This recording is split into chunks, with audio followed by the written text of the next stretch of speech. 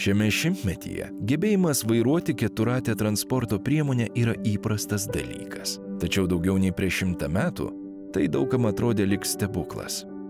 Pirmąjį pasaulyje automobilį sukūrė Karl Benz, kurį 1886 metais užpatentavo kaip motorinį vežimėlį. Leidimą eksploatuoti šią transporto priemonę jis gavo po 2 metų. Tačiau pirmasis žmogus išdrįsęs sėsti už motorinio vežimėlio vairo tapo Karlo žmona Berta Ringer. Šiuo poelgiu Berta nustebino visą tuometinę itin konservatyvią visuomenę. 1888 metais įregistruotas ir Gineso rekordas, kuomet Berta Ringer tapo pirmąją moterimi automobiliu įveikusią tuo metu itin ilgą 106 km atstumą. Ilgą laiką pasaulyje vyravo požiūris, jog moteris negeba vairuoti sudėtingo mechanizmo transporto priemonių. Tačiau bėgant laikui šis požiūris keitėsi. Ir šiandien nieko nebestebina, kad moteris sėda už keturračių bei dviračių transporto priemonių vairo.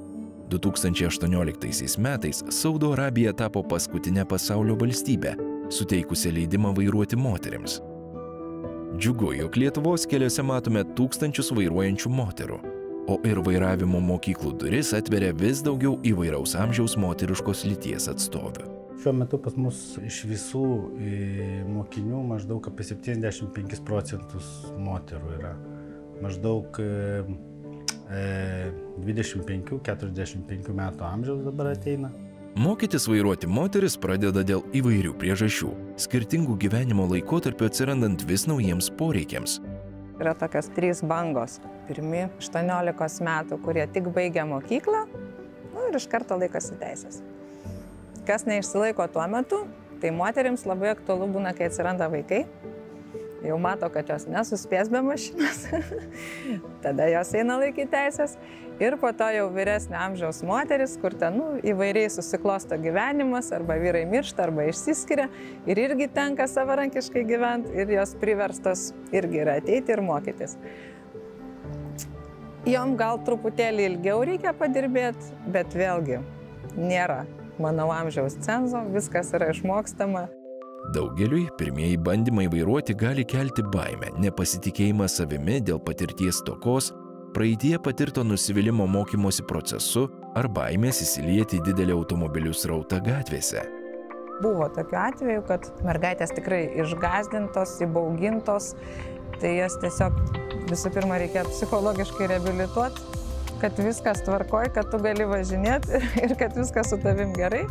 Ir jos puikiausiai išsilaikė ir egzaminus ir regitrą iš pirmo karto ir viskas buvo tvarkoj. Tiesiog, buvo gal griežtesni instruktoriai ar tokie reiklesni, nežinau, ar kažkaip nesusiklostė jiems. Tai tokių dalykų būna, kad tikrai ateina ypač mergaitės jaunos įbaugintos, kad man nelemta važiuoti, aš nevairuosiu, bet viskas būna tvarkoj. Mokantis vairuoti, taip pat svarbus padrąsinantis artimųjų žodis bei vairavimo instruktorių palaikymas. Kai jau atsirado noras laikyti teises, mokytojas iš tikrųjų buvo labai korektiškas ir jis mokino tiesiog būti ereliu už vairo, bet tą gerąją prasme. Sakydavo, kai esi už vairo, turi matyti visą laiką visus ir visada. Toksai, kad yra padidintas atsakomybės jausmas. Kad jausti, jog ne pats vienintelis esi kelyje, bet jausti tą srautą, jausti kitus vairuotojus. Tai buvo labai tokia vertinga ir gera pamoka. Vairavimo instruktorė Odeta teigia, kad vairuojančias moteris nuvertinanti nuostata yra pasenusi ir augančios tolerancijos dėka tampa visiškai nesvarbu, ar automobilį vairuoja moteris ar vyras. Kaip ten bebūtų, vis tiek yra tokia nuomonė, kad moteris vairuoja blogiau. Nors aš taip nemanau. Ir manau, šiais laikais jau didelio skirtumo nėra tarp moterų ir vyrų. Atvirkščiai, tai gali būti charakterio kažkokios ypatybės, mąstymo, orientavimas erdvėj, bet ne vyrų moterų skirstymo pagrindu. Kartais vairuojančios moteris atsiduria situacijoje, kuomet vyriškos lyties atstovas pernelyg kritiškai vertinęs moters vairavimo įgūdžius išsako kandžius komentarus. Su tokiu nepagarbiu požiūriu teko susidurti ir ilgametiai vairuotojai Jolantai Selionienei. Tik pradėjus vairuoti buvo tokia situacija, kai teko dienos metu išvažiuoti į kamštį, didelis rautas ir privažiavus automobilių žiedą.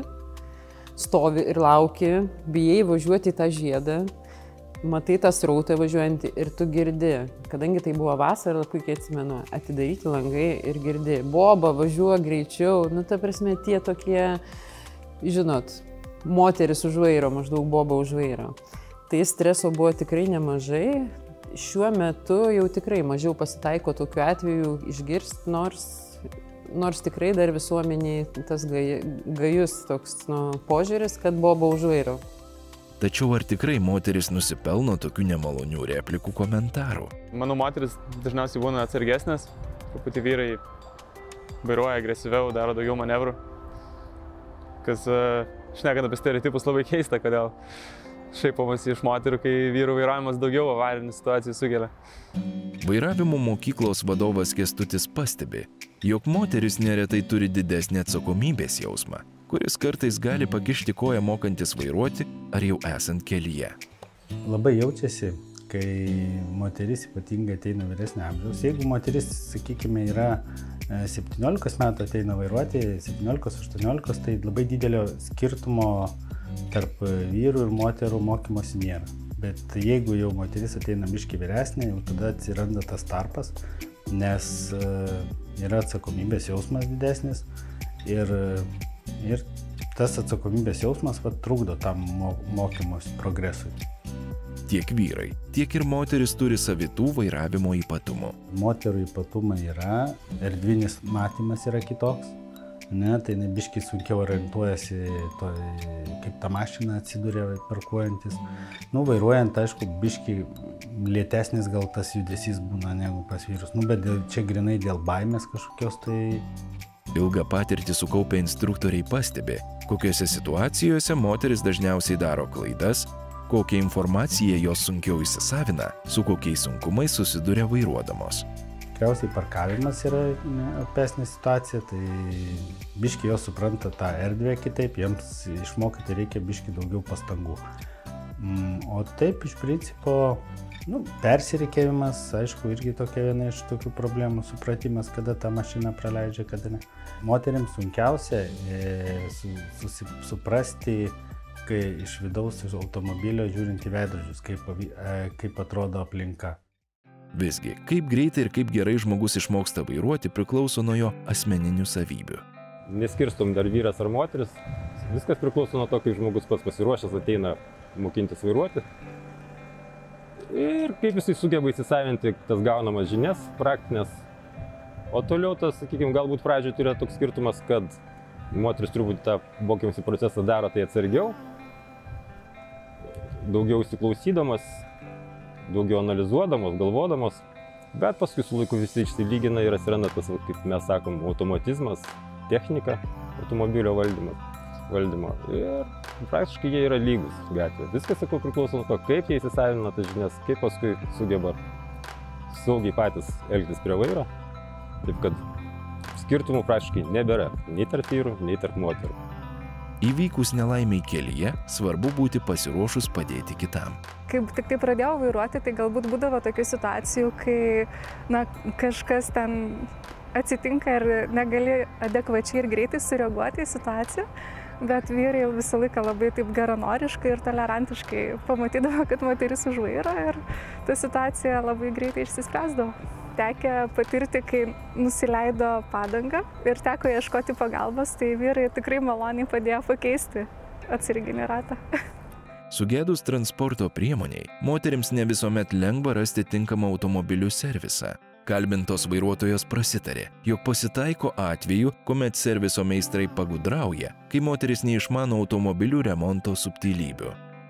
Kadangi turiu to servisą patikimą, kur važiuoju daug metų, tai neteko pačiai susidurti su kažkokiom apgavystėm, kad pasinaudotų vien dėl tos padėties, kad tai yra moteris, bet iš kalbų, iš aplinkinių tikrai esu girdėjus, kad jau to servisą atvažiavus moteris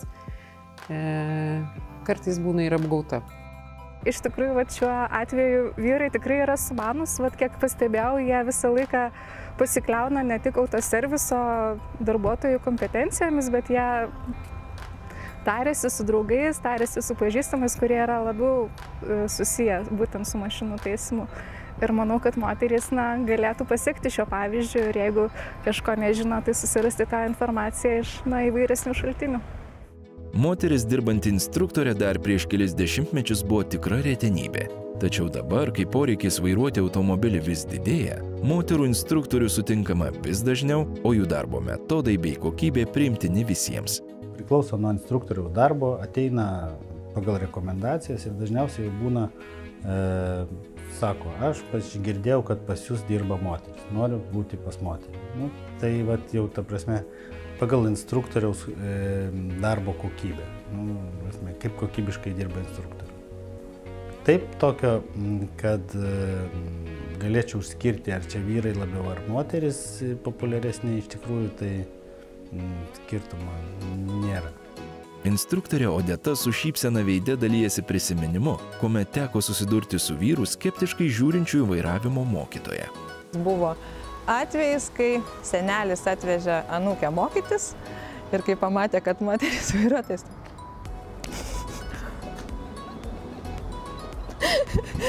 Sakau, kas, nepasitikit moterim? Sakau, nepasitikiu. Turiu tam priežasčių. Gerai. Tai va toks anūkė susimėtė, nežinau, sako, kodėl, sakau, nieko, viskas tvarkoja. Kiekvienas turi savo tokį. Tai va vienintelis buvo toks dalykas, kad reakcija į moterį instruktorė buvo tokia. Vairavimo instruktoriaus darbas reikalauja didelės kantrybės, pastabumo, o visų svarbiausia – noro padėti kitiems.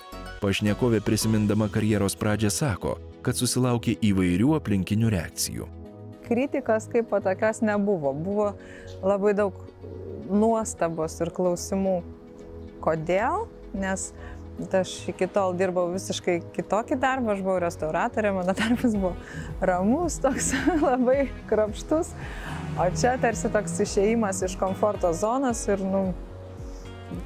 gan įtemptas darbas. Pradžiai buvo pakankamai sunku, todėl kad tą visą situaciją kontroliuoti žmogų, aplinkui važiuojančius.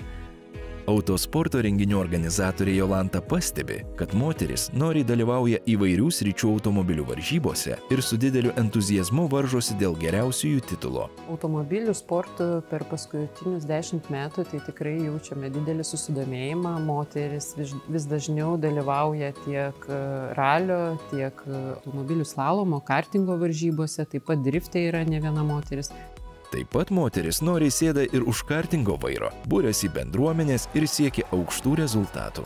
Kartingų sportų moteris susidomėjo paskutinius 3 metus, jau kaip pradėjom organizuoti moterų vakarus, moterų varžybas, tai tikrai matome didelį susidomėjimą ir tai nereiškia, kad jos negali varžytis kartu su vyrais, bet dalyvaudamos moterims skirtuose renginiuose, jos jaučia pačių moterų palaikymą, tas bendruomeniškumas yra, kas moterim yra svarbu. Džiugu, kad vairuojanti moteris mūsų šalies keliuose jau niekam nebekelia nuostabos ir gali jaustis lygiateisė kelių eismo dalyvė. Nepamirškime gerbti ir saugoti vieni kitus, o visiems vairuojantiems instruktorė siunčia palinkėjimą. Linkėčiau išlaikyti susikaupimą penktadieniais, nes labai jaučiasi penktadienis tokia diena, mes kai su mokiniais išvažiuojame į miestą, jau juokiuosi, kad galėčiau atspėti kokią savaitės dieną, nes turbūt visi išvargę, skuba, nervuoti, visokie tokie ir vairavimo kokybė labai jaučiasi, jinai labai krenta, ir zlumas atsiranda ir atitinkamai padaugėja avarijų. Tai va, tai linkėčiau visiems penktadienį kuo ramiau važinėti, kad išvengti patiems avarijų.